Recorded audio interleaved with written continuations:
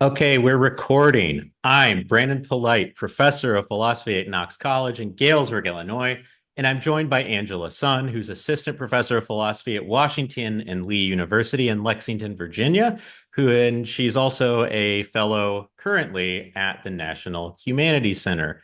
Angela, thanks so much for joining me. Thank you for having me on the show, Brandon. I am so excited to talk to you here. Awesome. Same. So, shifting gears already. You've been working recently on uh, how antidepressants affect aesthetic experience and our aesthetic lives more generally. And the place to start, I think, is the very basic question of just what is depression? And then that'll lead us to talk about antidepressants and aesthetic experience. So, what is depression?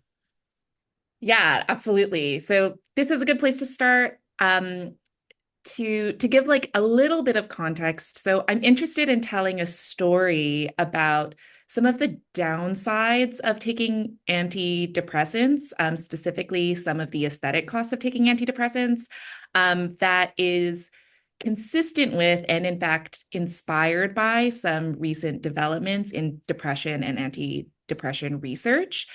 So I'm interested in particular in this one side effect of antidepressant medication that's known as emotional blunting, which is when a person taking antidepressants experiences a restriction in the range and intensity of emotions she's able to feel. But of course, we've got to start with what depression is. What depression is in the first place. So depression is a terrible illness, and recent developments in its pharmacological treatment have been really life-changing for a lot of people. And depression affects every aspect of your life. So I'm going to be, in particular, interested in the affective profile of depression. So depression is widely regarded to have two key affective properties. Sustained negative affect is one, where I'm kind of using affect and emotion more or less interchangeably. So sustained negative affect, and also a difficulty sustaining positive affect. But of course, depression goes beyond this mere affective profile. So it'll affect your cares and commitments and interpersonal relationships and your personality, and not just sort of your emotional responsiveness and emotion regulation. But in particular, the area of research in psychology that inspired me was research into the role of emotion regulation deficits in the role that plays in causing depression. So there's this hypothesis that having emotion regulation deficits, so being unable to kind of regulate or having deficient capacity to bring your emotions back to a baseline, is one reason why people experience these affective symptoms of depression. Right. So the basic idea being that it's sort of an inability to control one's emotions to a certain extent, right? They sort of run rampant and negative emotions in particular. Yeah, exactly. So there are a lot of ways of modeling regulatory processes, but one that I think is helpful is thinking about how like a thermostat regulates your temperature in a room. So you can set the temperature to a certain what I'm from Canada, so I don't know Fahrenheit, but you set it to like 72 or whatever. There you go. And the thermostat will detect any deviations from that, and it'll sort of send in cool air in order to get it back to baseline. So we have this sort of baseline emotion reactivity to certain stimuli, and that is kind of your reaction to it. And then regulation refers to the both conscious and automatic processes that we use to get back to baseline. So every people might have different kind of baselines to begin with, right? But regulatory, these kind of emotion regulatory processes are what kind of bring us back after we experience an emotional reaction. Awesome. So how then do antidepressants work, right? What are these medicines and how do they help alleviate emotional dysregulation and the other symptoms of depression. Yeah, okay. So on one understanding of one model of emotion regulation is known as the process model. So this refers, it basically states that there are a bunch of places, sort of spots within the process where you can intervene to regulate your emotions. So sometimes this has to do with just the situation, deciding what situations to put yourself in, right? So one way you regulate your emotions is by deciding, like, I don't want to go into that situation, or I do want to go into the situation. Or you can choose to deploy your attention in specific ways in a situation that is going to generate an emotion. Or you can modulate your response to a situation afterwards. So the hypothesis is that people who experience what disposes you to depression is having sort of maladaptive emotion regulation strategies. So some emotion regulation strategies are widely regarded to be adaptive, like really effective ways of managing emotion. So one of them is reappraisal, and that's when you step back from a situation and try to look at things objectively or from a new perspective, right? And that's one way that you can change your emotional response to the situation. But so depression is characterized by the use of maladaptive emotion regulation strategies. So one of those would be rumination. So there are a lot of studies that indicate that people who are depressed are much more likely to ruminate over situations in a way that prolong and intensify negative emotional reactions to situations. So how and there are antidepressants, to be clear, are really just poorly understood. That's like something that really struck me when I sort of started diving into this, is we have some guesses as to how antidepressants work, but they seem to work in like different ways for different people, and that's why people with really sort of diverse manifestations of depression all might find antidepressants to be effective treatments of it. The antidepressants that I'm interested in specifically because of the mechanisms they work in are SSRIs and SNRIs.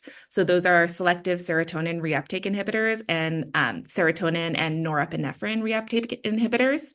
And these antidepressants work by increasing increasing the efficacy of certain neurotransmitters in the brain. So serotonin and norepinephrine are um, neurotransmitters that are hypothesized or that are understood to be linked to things like mood, memory, learning, and rewards.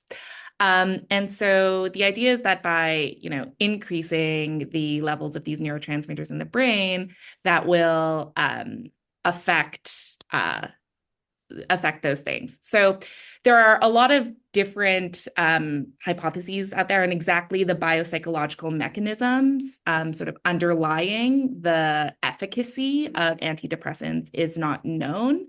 But that is kind of the mechanism that these two classes of antidepressants work in. Gotcha. So in a sense, I'm gonna not be very sciencey here, but they seem to work at least in part by helping people to regulate their emotions better, in a sense, right? It gives you more ability to control, maybe not control is the right word, but to have more control over your emotional responses so that you avoid the maladaptive strategies of responding to intense emotion, or especially intense negative emotion. Yeah, absolutely. So the observed impact of taking antidepressants seems to be that people who take them who have these affective depressive symptoms seem to see those symptoms alleviated.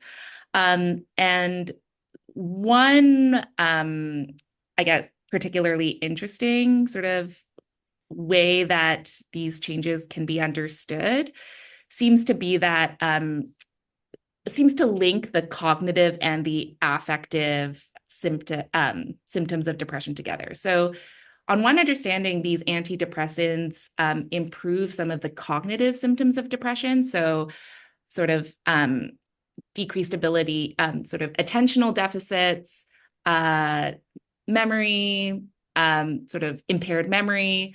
And so by improving some of these sort of cognitive symptoms of depression, that we also see some changes in the improvements to the affective symptoms of depression too. Gotcha.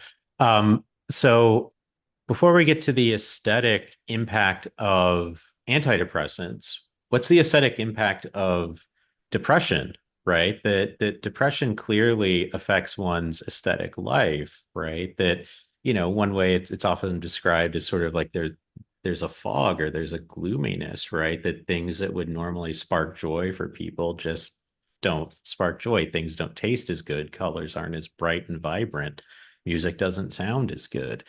Right. I mean, it seems like there are deep aesthetic costs to living with depression, right? Or at least for some individuals. Oh, absolutely. Yeah. So I have been thinking, this is something I've been like really grappling with because I think on one hand, people who experience depression, like as you say, right, there's this fog, this sense of like this deep existential feeling that um, undermines your capacity to like engage with the world in this appreciative aesthetic way.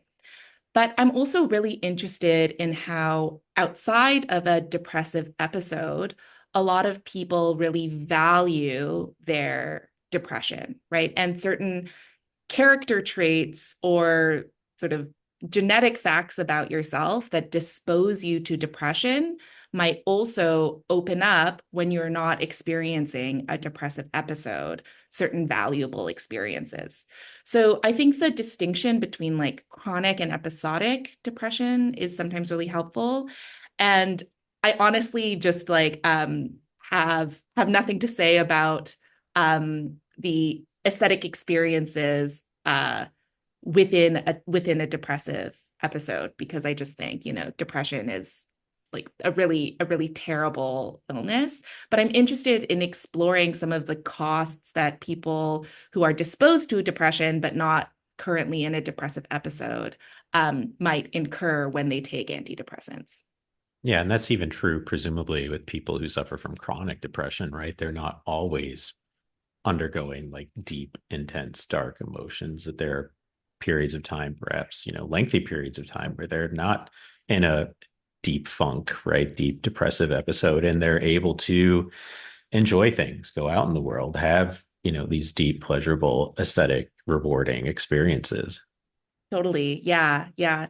And there is this like, bit of folk wisdom that I think when we stop to like reflect on does seem to be true, which is that, um, dark times make the bright times better. And I think like again, that feels like, just a bit of like folk wisdom and people will push back and say like, no, like I don't need to be depressed to like learn how to be happy.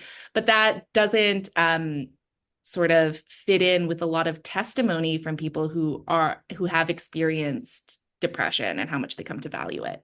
So something I'm trying to grapple with is like, and we'll talk about kind of the aesthetic benefits or potential aesthetic benefits that these character traits that dispose a person to depression can nevertheless sort of confer her.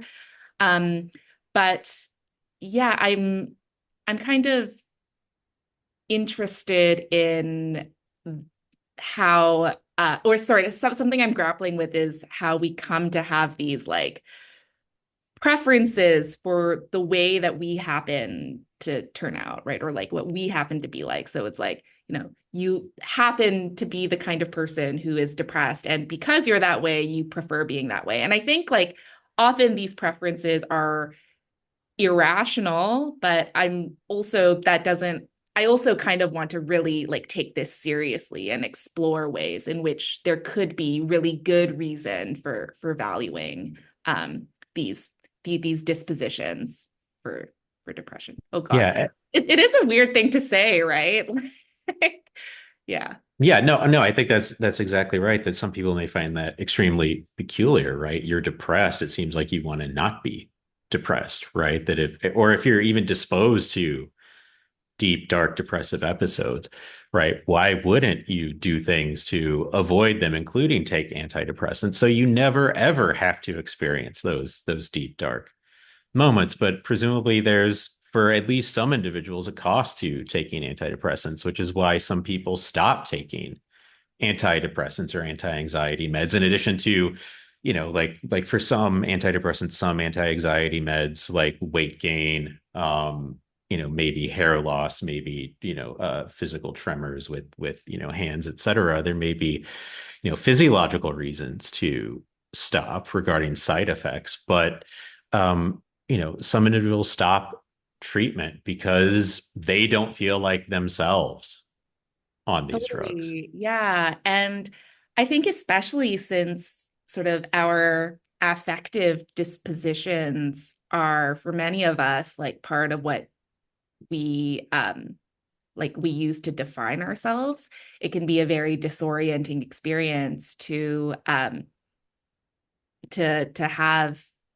those kind of affective parts of you change. Yeah, I don't feel like myself anymore, right? On these drugs, I don't feel like me. Like, who is this person that I am now? And the failure to identify current self with past self and like stitch them into a coherent whole is presumably, traumatic for some people, or at the very least difficult for some people, and may explain why they don't like who they are on these medications, even if they do help prevent depressive episodes. Absolutely. Yeah, yeah. I sometimes like will say that, like antidepressants can help you be more of like a functioning human being, and that you can like make yourself, it'll help you like regulate your emotions in a way that gives you the kind of stability and mental clarity that you need to like, pursue projects that are meaningful and to hold yourself accountable to other people. But yeah, like it does, the worries about authenticity and psychiatric medication, I think are really pressing. Yeah. Yeah, so let's talk more about the aesthetic side effects of it, right? That part of what you were saying before is that the antidepressant drugs that you're interested in blunt one's emotional responses, right? Well, if aesthetics is in part about our emotional responses to things, having those blunted is going to just directly impact our aesthetic experiences of artworks and things in the world more generally. And so talk about the aesthetic costs of being medicated. Yeah, absolutely. So, affect, I guess like maybe we can first talk about the role that affect plays in aesthetic appreciation. And then I do have, some insight as to some specific ways that having emotion regulation deficits might confer advantages onto a person who experiences them, given the role of emotions in aesthetic appreciation. So I think it's really useful to begin by like distinguishing between two ways that we engage with artworks and just aesthetic objects in general. And that's through judgment on one hand and appreciation on the other. And judgment, I think, involves forming a belief in sort of the correct ways about the aesthetic value of an object. But it kind of leaves open the possibility that there is no affective response. So, imagine, for instance, like an art dealer who can look at a work of art and dispassionately judge its quality very accurately, say. But, it's not like the art dealer is responding emotionally to every single work. Um, and I think we can say that the art dealer's judgments are very credible and accurate, and that she is like engaging artworks in a significant way. But there's kind of something missing from her experience. And I think that what's missing is why we sometimes use the word like coldness to describe sort of this kind of dispassionate engagement with art. So if, a painting is like someone judges a painting to be beautiful, but it kind of leaves her cold, right? We're describing the way in which her aesthetic experience was in an important sense incomplete. And that's where appreciation comes in. So in the literature on this one understanding, right, the distinction between appreciation and judgment has to do with the present of this like sort of hot affective component to aesthetic appreciation. Yeah, right. That to appreciate is to have some sort of effective response to the thing. It's not merely to think that it's good, but it's also to enjoy it, right? Also to like it, to find pleasure in it versus, it's not merely to judge the thing as bad, but it's also to take displeasure and disenjoyment, right? Is not to Yeah. enjoy the thing, it's to find it gross or off-putting in some way or other. Absolutely. Yeah. And so you might actually think that some aesthetic engagement is just like not possible in a totally kind of cold, purely judgmental way. So some aesthetic properties, for instance, we do associate with an affective response or an affective profile. So I don't know, can you like judge something to be gross without, an accompanying feeling of disgust? Or can you judge something to be moving without kind of the same kind of weighty? I wish we had better words to describe emotions, but like, is something moving if it doesn't like kind of give you a reason to cry or something? So it does seem like, at least for certain aesthetic properties, maybe not all of them, there is an affective, a central affective component to appreciating them. Yeah, right. So like a philosophical zombie in a sense, right? In Chalmers' sense, right? Who has like no internal life, but is just like is able to judge things as moving or not, right? Like if there's no internal emotional life going on, that it's weird. I think you're right. It's weird to say this film is deeply moving. I felt nothing about it, right? I mean, it would make sense to say this film didn't move me. I could see how other people might be moved, but it would seem to be wrong for that person to say the film is moving, right? Because it might move other people, right? It's no, it moved me. Like it needs to be first personal in Yeah. that way. Absolutely. Yeah. And it's like if you don't have that response, it's almost like you're missing something. And I've been interested in how recently I think we've also been talking about like moral and political phenomena in this way. So I was really inspired, and we'll be kind of talking about this later when we talk about whether we can overreact in response to artworks. But I was really inspired by Amira Srinivasan's paper on the aptness of anger, and in which she argues that anger is an apt response to injustice and is a cognitive good, just like knowledge or true belief. And you might, worry about someone who can witness injustice and not feel this emotional response, or not worry about them, but you might feel as though there's a sense in which their appreciation of the injustice is incomplete. Yeah.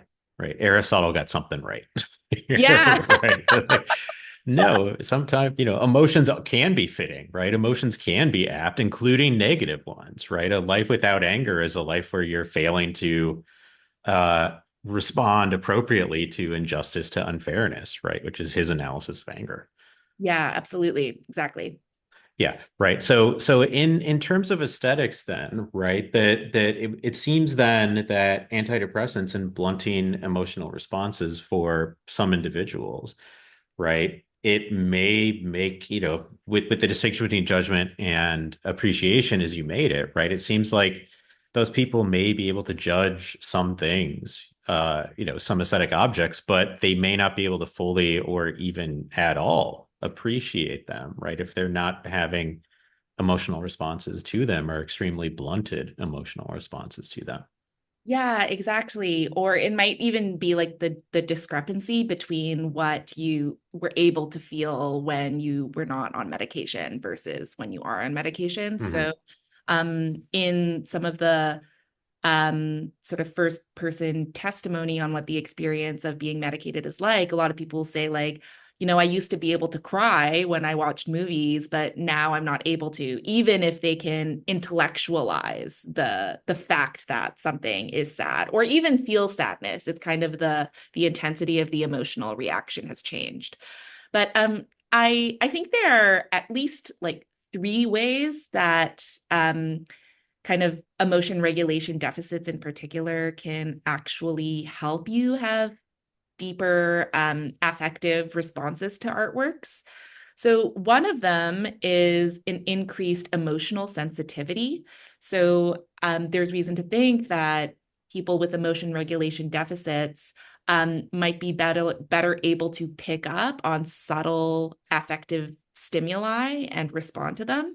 So you might expect someone, with a disposition to be depressed to appreciate like the subtle sadness in something. And I think like that is what people are pointing to when they say like, oh, I used to be able to like cry in movies when other people weren't, right? And you could be moved by something very, very small and maybe not as apparent to other viewers in virtue of your emotional sensitivity. Um, Another one is emotional intensity. So I think that having deficits in emotion regulation can also make you more emotionally intense. So some research shows that emotion regulation deficits lower not only your emotion threshold, so how much stimulus you need to experience an emotion, but also your thinking threshold. So the point at which certain emotion regulation strategies that are cognitively demanding become like impossible to sort of kick in. So you might find that it takes less emotion for you to have, less. You need to feel less to sort of get to a point where you can no longer effectively regulate your emotions, and that can lead to a kind of intensity. So, for instance, let's say you're watching a horror movie and something is really scary. So someone with emotion regulation deficits might not be able to get the thinking part of their cognition sort of kicking in order to regulate the fear.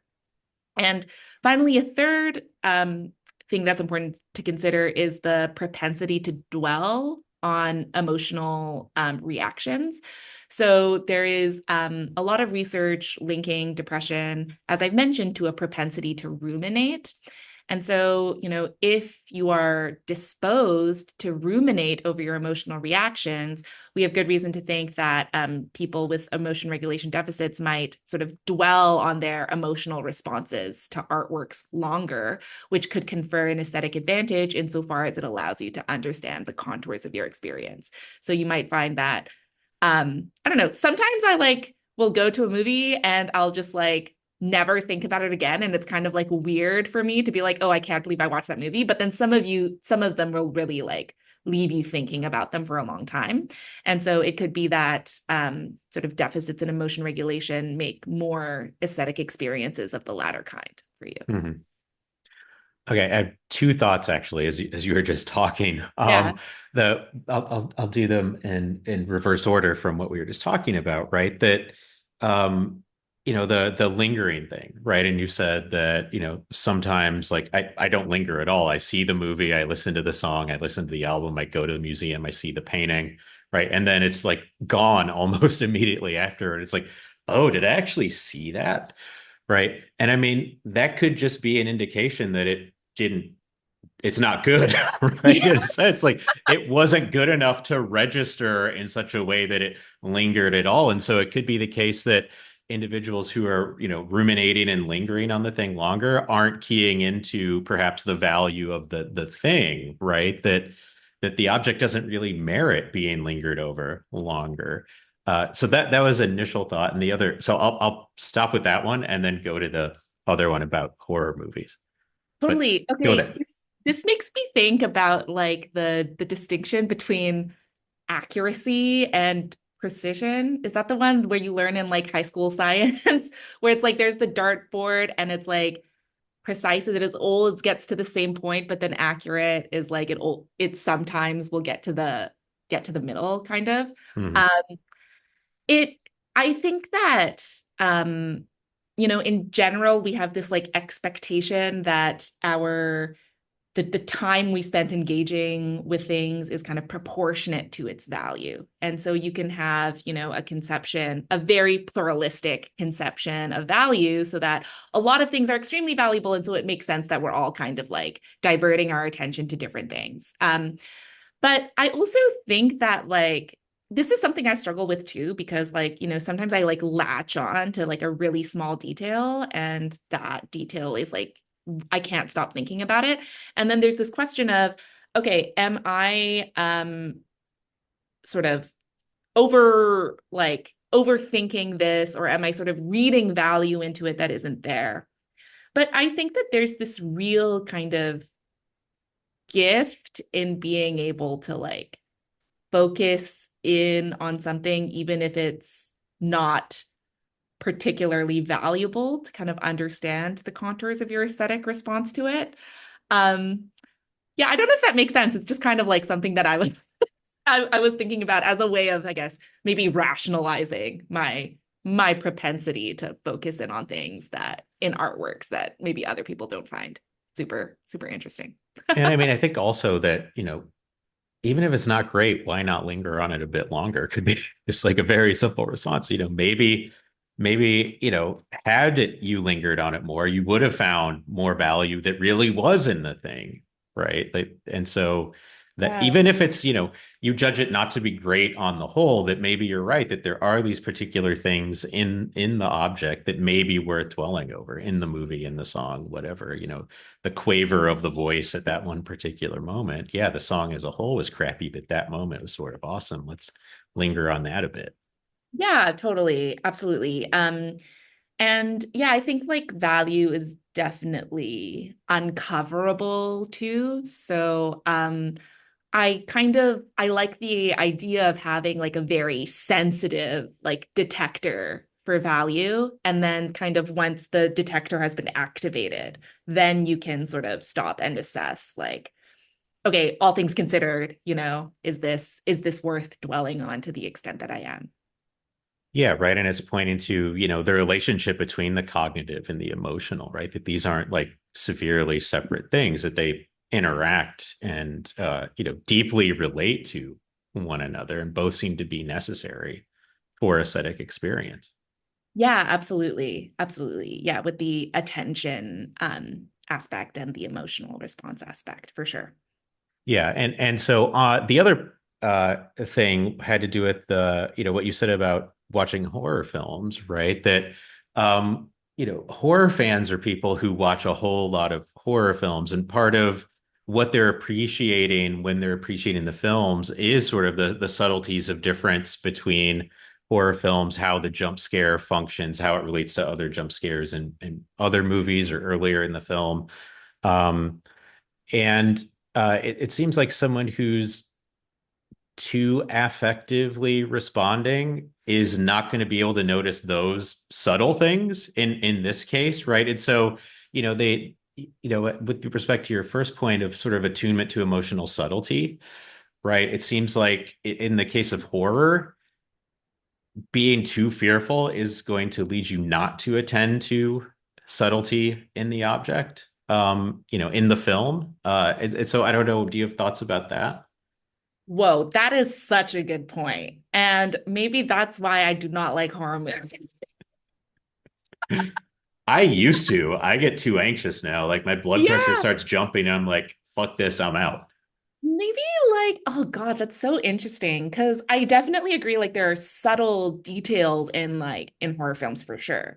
But something about kind of the vibe of a horror film is very not subtle. Um, Yeah.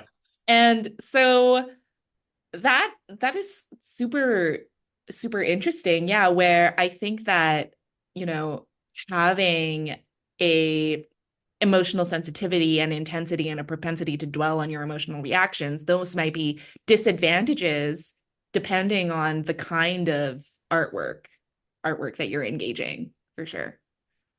At least it certainly explains why you might have a preference, a a dispreference for for a certain genre. Yeah, that this just ain't for me. Yeah, no, I mean not even horror, but uncut gems. I Oh, I got like 20 minutes into it, and as soon as like he got the big ass diamond and like Kevin Garnett's like wanting to borrow it, I'm like, nope, no, no, no, no, nope, no. nope.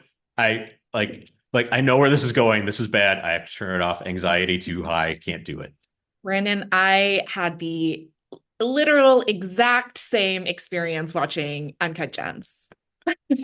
And I mean, maybe had I taken like a beta blocker or something, like it would have like lowered my blood pressure so I could have gotten through it and enjoyed the thing, Oh, right? maybe we should come up with some kind of like lactate, but like beta blocker, like for before you watch an intense movie, if you're a depressed person.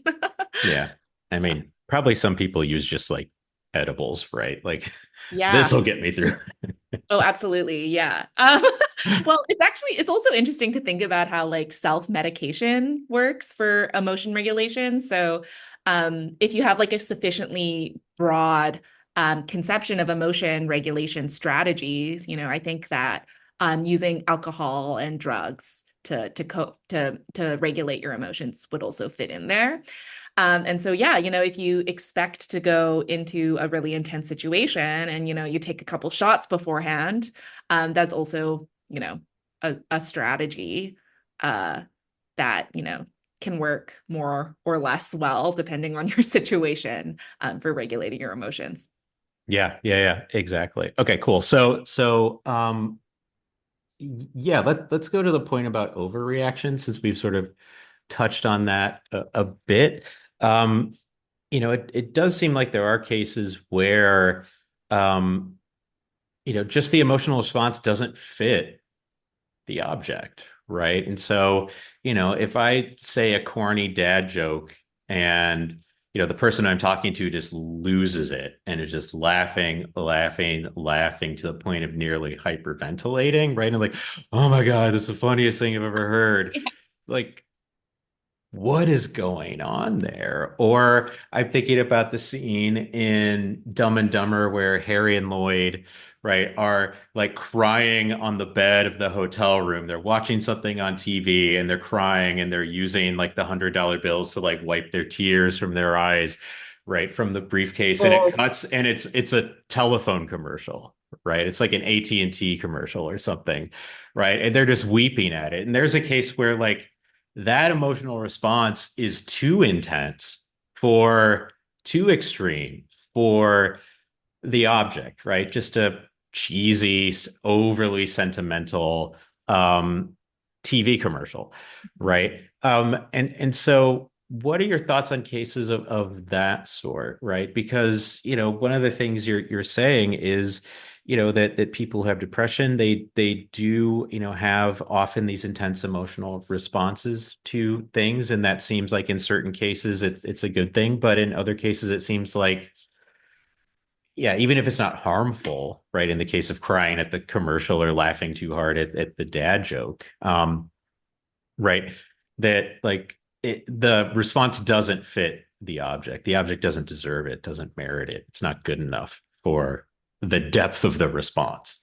oh, totally. Yeah. And I mean, I guess like outside of the aesthetic, you know, um, domain just for a moment. Like, I think that this is something that people who experience emotions really strongly and that struggle to regulate their emotions struggle with a lot, right? Because on one hand, like, you want to act authentically and feel your emotional response in response to things, but you also want to, you might accept, as I do, that emotions are also kind of rationally evaluable to an extent, right? So I think even in the real world, like if you are depressed, you're probably um overreacting to things in particular, right? It's your negative affect might not be sort of called for or apt for the situation.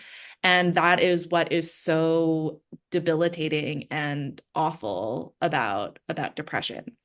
which isn't to say that there isn't sort of an explanation for why you feel depressed, or that being depressed is something that you should feel sorry for, right? It's like that's not the point, but it also is that, like, yeah, there's this internal struggle of, I want to be reasonable, but I also want to sort of react, the way that I do. Um, and what I love about the aesthetic realm is that those sorts of considerations about the rationality of emotions are a lot harder to get off the ground, right? So it's like we have different levels of emotional reactions to the same aesthetic stimuli, and it seems like, the fact that one person reacts more strongly than the other isn't like necessarily kind of a rational failing, except for, as you point out, in these kind of counter examples with the dad joke, where it does really seem like, I don't know, it seems like actually your like uncontrollable laughter seems irrational, right? It's not kind of it's not apt for the joke. So I think I have kind of two possible responses to that, and I'm wondering what you think about them. So one of them is a distinction between overreaction and inapt reaction, where I think there can definitely be apt and inapt reaction, like sort of categorically, like reactions to an aesthetic object. So for instance, I think like if you react, you're looking at Guernica or something, and you're like, oh, I'm so happy, like looking at this like war-torn village or something like that. I'm like, okay, no, that's like a wrong reaction.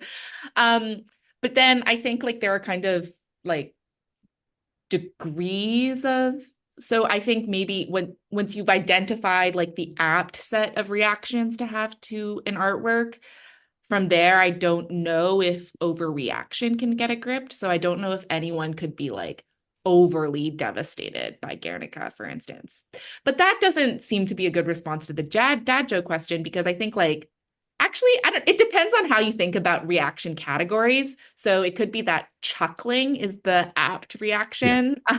So it's like hysterical laughter would be kind of like categorically like not the right reaction.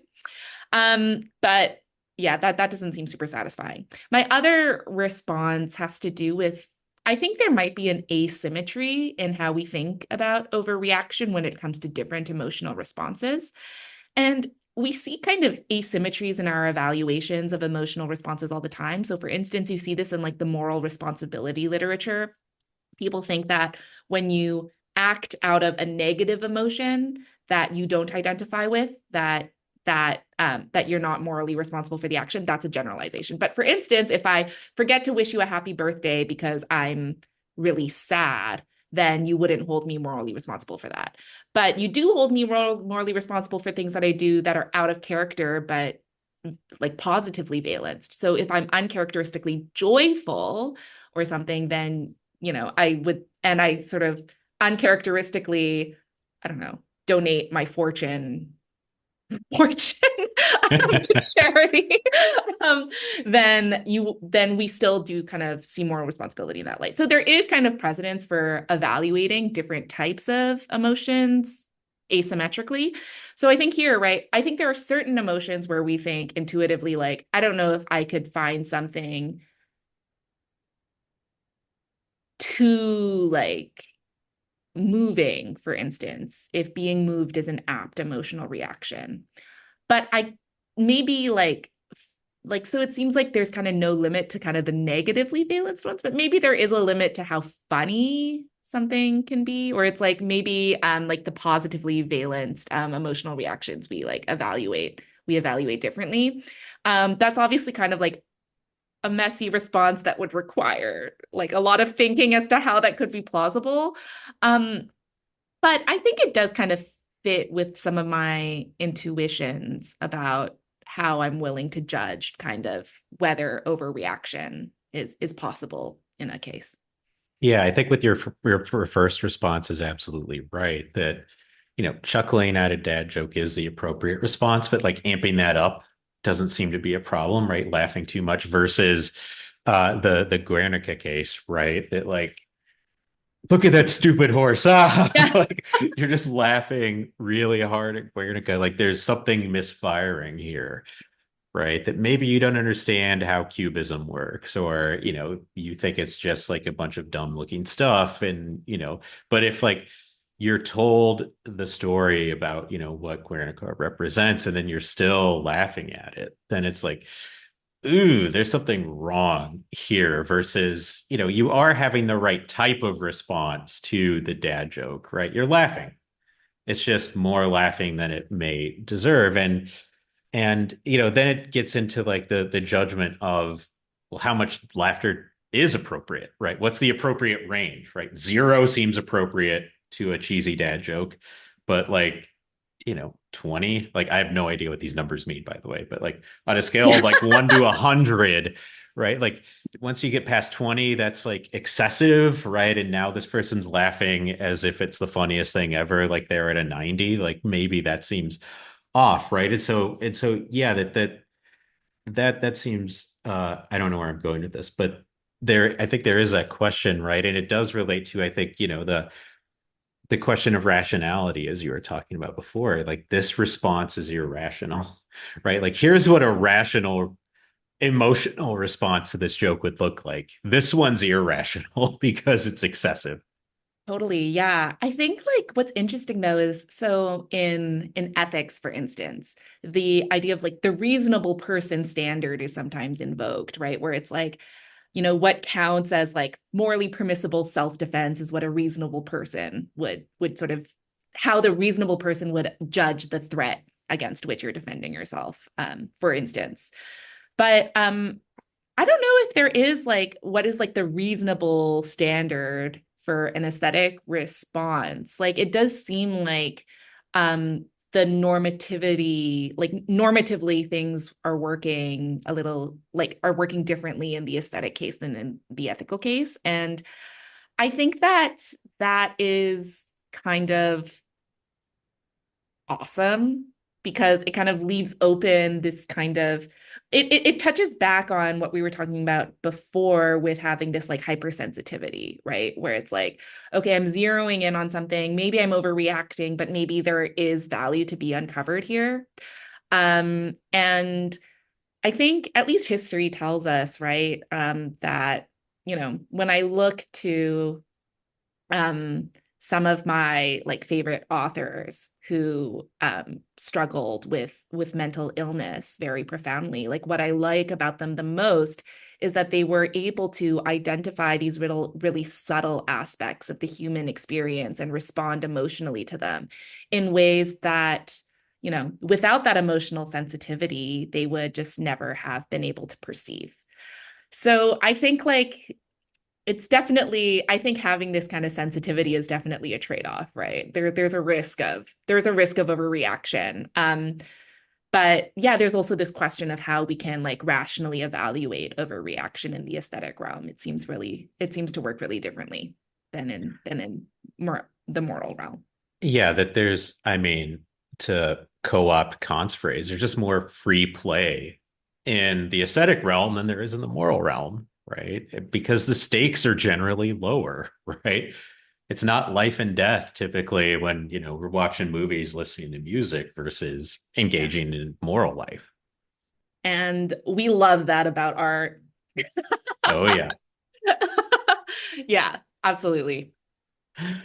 Yeah, and so one thing to talk about too, I think, is, part of what we're talking about is the aesthetic costs of being medicated, being on antidepressants. But there, for at least some people, there are going to be clear aesthetic benefits, right? That you're no longer dwelling on the negative, that even if your positive emotional states are blunted, right, the negative ones are blunted in such a way that they're not controlling, right? That they're not the dominant ones, and so you're able to find joy and pleasure in things, even if it's more muted than it otherwise would have been, right? That thinking about it in, on some sort of like hedonic calculus, like maybe in the long term, like you're having less intense pleasure, but you're having more pleasure more often, or more enjoyment more often, more moments of deep aesthetic appreciation, right, than you otherwise would.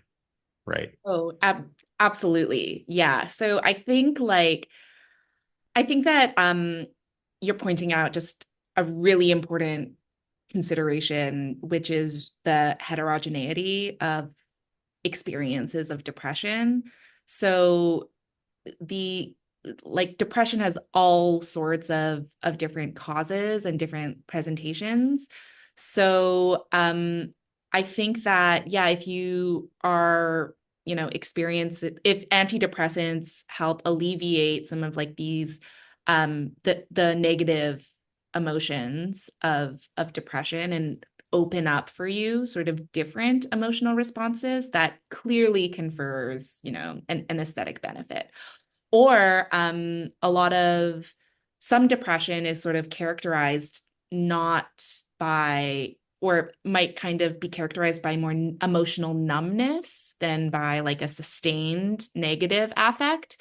And so antidepressants in might sort of open up for you the capacity to, pay attention in ways that allow you to have sort of strong enough emotional responses to respond to aesthetic objects in a more meaningful way.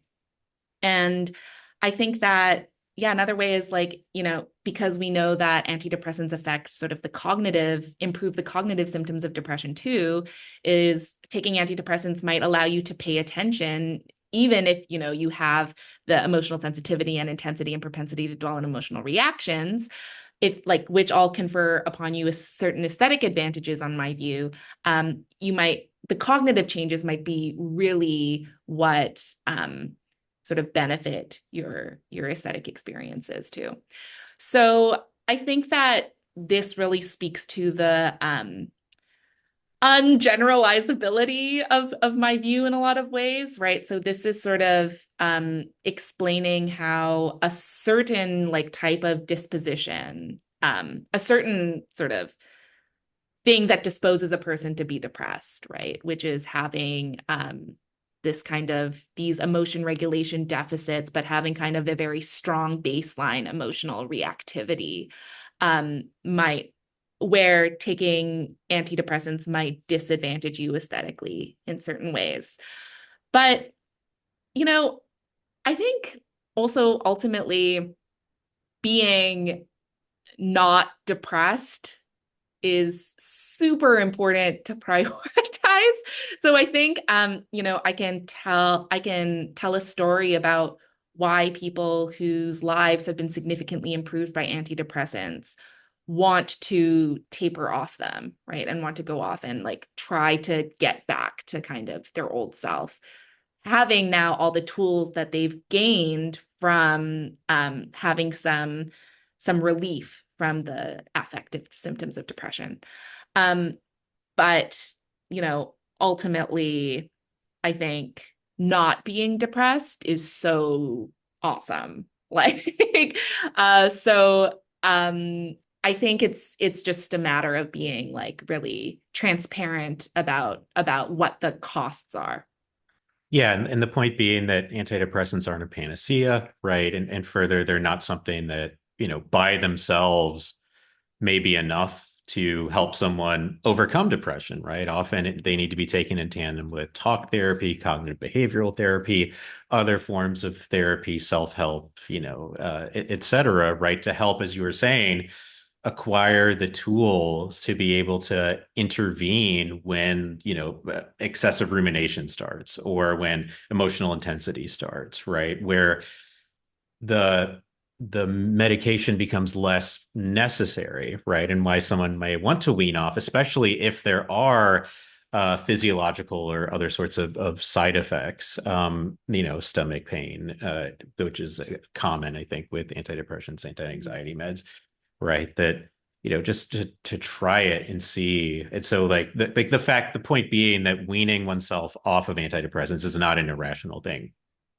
to Absolutely. do, right? Yeah. In certain situations for Yeah. certain people and certain times. And the point being that this is all really complicated. It's heterogeneous, as you said. Um, and so, it's not a one size fits all approach for anyone.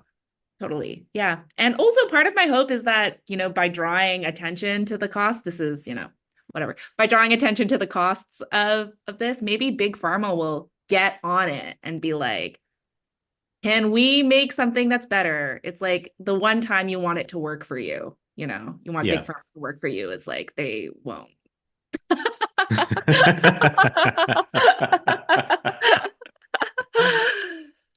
Awesome. Well, on that note, I think we'll wrap things up. So, Angela, thanks so much for joining me. This was a terrific conversation. Thanks so much, Brandon, and thanks so much for the work you do to make these conversations about art public. Well, thank you.